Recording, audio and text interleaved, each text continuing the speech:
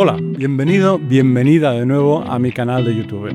Hoy voy a explicar los primeros 5 pasos que tenemos que dar si queremos empezar a trabajar en la redacción de una novela. En el siguiente vídeo explicaré los siguientes 5 pasos.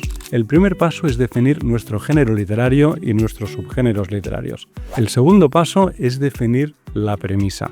El tercer paso es decidir el conflicto sobre el que se construirá nuestra novela. El cuarto paso es decidir el protagonista y el antagonista, así como al resto de personajes. Y el quinto paso será empezar a trabajar la escaleta.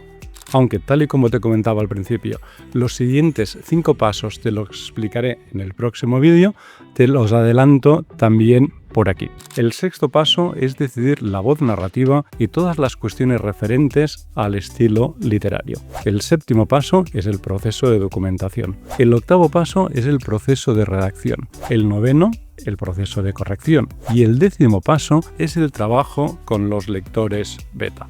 Muy bien. Pues empecemos con el primer paso y vayamos viendo poco a poco y con detalle todo lo que hay que hacer para escribir una buena novela. Pero antes, si eres escritor o quieres serlo y estás interesado en publicar tu obra, te conviene suscribirte al canal y activar la campanita, ya que constantemente estoy subiendo contenido con tips y consejos para ayudarte en el fascinante mundo de la escritura y la publicación. No te lo pierdas.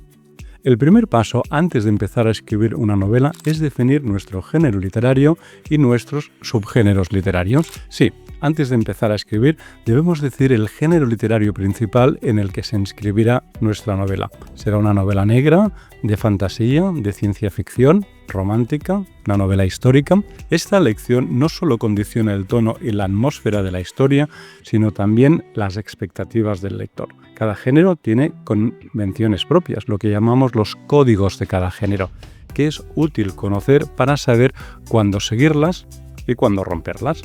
Además, el género principal es muy útil identificar los subgéneros. Por ejemplo, una novela de fantasía puede ser también una novela épica, urbana o incluso romántica. Se conoce como romantasy. Esta combinación de géneros y subgéneros te ayudará a definir mejor tu historia, a inspirarte en obras similares y a conectar con tu público objetivo. No tengas miedo de mezclar elementos, siempre que mantengas la coherencia narrativa. Elegir el género también te servirá para planificar mejor el desarrollo de la historia y tomar decisiones estructurales desde el principio. Por ejemplo, una novela de suspense requiere una tensión progresiva, mientras que una novela histórica requerirá que nos documentemos a conciencia sobre el episodio histórico que vamos a recrear y lo hagamos en un estricto orden cronológico. Así empieza por preguntarte, ¿qué tipo de historia quiero contar y cuál es el género que mejor se adapta a lo que tengo en mente? El segundo paso es definir la premisa. La premisa es la idea central que impulsa toda la novela. Es lo que a menudo también llamamos el solucionador. No se trata solo del argumento, sino de una afirmación potente que contiene el conflicto esencial y anticipa el viaje del protagonista. Por ejemplo, una mujer descubre un secreto familiar que puede cambiar su vida para siempre. Esta es una premisa breve, pero plantea un mundo de posibilidades. Definir la premisa te permite mantener el rumbo narrativo a lo largo del proceso de escritura. Cuando tengas dudas sobre una escena o un personaje, puedes volver a tu premisa y preguntarte si lo que estás escribiendo contribuye o no a desarrollarla. Es, por así decirlo, una brújula creativa que te ayudará a no perderte en el camino. Una buena premisa suele contener un personaje, una situación inicial y una tensión o dilema.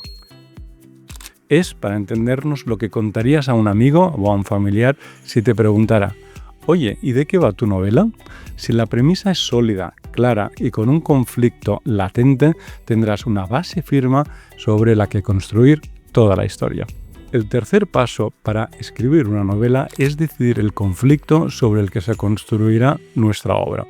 El conflicto es el corazón de toda novela. Sin conflicto no hay historia. Conflicto puede ser externo, por ejemplo, una guerra, una amenaza, un asesinato, o bien interno, una crisis emocional, una contradicción moral, una pérdida, Veamos, por ejemplo, la Ilíada, la gran novela de Homero que seguro que conoces bien.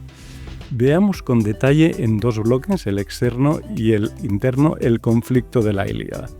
El conflicto externo, por supuesto, es la guerra entre griegos y troyanos. Desde el primer verso, la narración se sitúa en medio de un conflicto militar originado, en última instancia, por el rapto o fuga consentida de Helena por parte de París. La guerra no solo sirve como telón de fondo, sino que es la fuerza que organiza las acciones, los enfrentamientos entre héroes y las alianzas políticas. Cada batalla, cada duelo, cada saqueo del campamento refleja esa gran lucha exterior que define la vida y la muerte de los personajes. Al mismo tiempo, la Ilíada está impulsado por un poderoso conflicto interno, la ira de Aquiles. Él no es un simple héroe enfadado, Su cólera nace de un sentimiento profundo de humillación y traición cuando Agamenón, el líder de los aqueos, de los griegos, le arrebata a su esclava Briseida.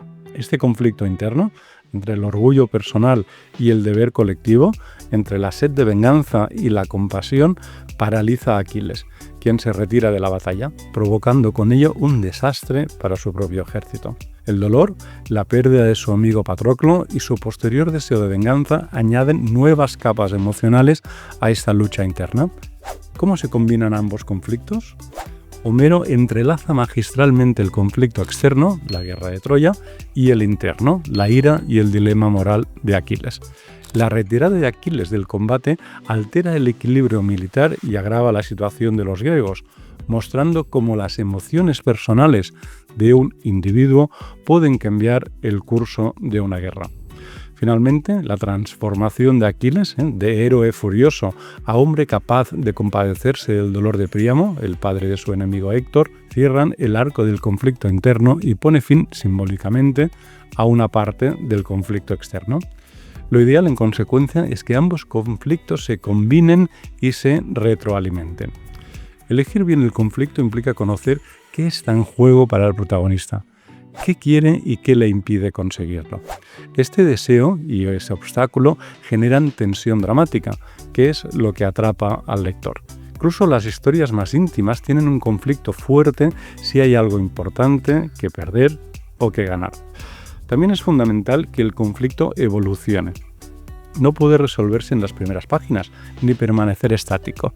El conflicto debe crecer, transformarse y obligar al protagonista a tomar decisiones. Esa dinámica es la que mantendrá viva la historia y te permitirá desarrollar un arco argumental sólido. Además, y esto es importantísimo, el protagonista debe transformarse a lo largo de la novela debido al conflicto que le atenaza. Para entendernos, no puede ser la misma persona al empezar la novela que al terminarla. Veamos un ejemplo siguiendo la referencia de la otra gran obra de Homero, la Odisea. En la Odisea, el conflicto inicial es claro. Odiseo quiere regresar a su hogar, a Ítaca, después de luchar en la guerra de Troya. Sin embargo, su viaje está lleno de obstáculos externos, monstruos, dioses enfadados, tormentas y de tentaciones internas, el olvido de su objetivo, la comunidad, la desesperanza. A medida que avanza la historia, el conflicto crece y se transforma. No es solo una cuestión de viajar, sino de resistir, de ser fiel a sí mismo y de demostrar su astucia, su coraje y su humanidad. Cada desafío que Ulises enfrenta, desde la hechicera Circe hasta el canto de las sirenas, pasando por el enfrentamiento con Polifemo el cíclope, le obliga a tomar decisiones cruciales. Debe luchar o debe negociar. Debe confiar o debe desconfiar. Debe actuar con violencia o debe actuar con inteligencia. Estas elecciones no son triviales. Cada una pone a prueba su carácter y profundiza el conflicto interno entre su deseo de volver y las fuerzas que podrían apartarlo de su meta. Veamos ahora la transformación de Ulises a lo largo de su historia. Ulises no es el mismo hombre al principio y al final de la Odisea. Al salir de Troya, es un héroe arrogante, confiado en su fuerza y en su ingenio. Pero el viaje lo cambia. Aprende a ser paciente, a reconocer sus límites, a valorar la lealtad y la prudencia tanto como la valentía. Cuando finalmente regresa a Ítaca, no irrumpe en su casa con la violencia de un conquistador. planea su venganza con inteligencia y con contención, disfrazándose de mendigo, evaluando a sus aliados, recuperando su lugar no solo con fuerza, sino también con sabiduría. Este cambio profundo en Ulises es un ejemplo perfecto de cómo el conflicto no solo mantiene viva la historia, sino que moldea al protagonista. Gracias al conflicto y a las decisiones que le exige, Ulises evoluciona de guerrero a líder maduro, de hombre de acción a hombre de reflexión. Y esa transformación es lo que da sentido y profundidad a su aventura. El cuarto paso para escribir una novela es decidir quién será el protagonista y el antagonista, así como el resto de personajes. El protagonista es el motor de la novela, es quien vive el conflicto y quien experimenta el cambio. Debe tener un deseo claro, una personalidad definida y, sobre todo, un sinfín de contradicciones. Nadie se interesa por los personajes planos o perfectos. Queremos personajes que se caen, que dudan, que se levantan, que evolucionan. El antagonista no tiene por qué ser un villano tradicional, pero sí que debe representar la fuerza que se opone al deseo del protagonista. Puede ser otra persona, una institución, la sociedad o incluso una parte interna del mismo personaje. Un buen antagonista obliga al protagonista a transformarse para poder vencerlo. Y por supuesto, los personajes secundarios también son clave. Ellos enriquecen el mundo narrativo y ofrecen distintas perspectivas del conflicto central. No deben ser meros adornos, sino figuras con motivaciones propias, que influyan en el curso de la historia y que contribuyan al desarrollo del protagonista. El quinto paso para escribir una buena novela será empezar a trabajar la escaleta. La escaleta es una herramienta de planificación narrativa que te ayuda a organizar los acontecimientos de la novela antes de ponerte a escribir en serio.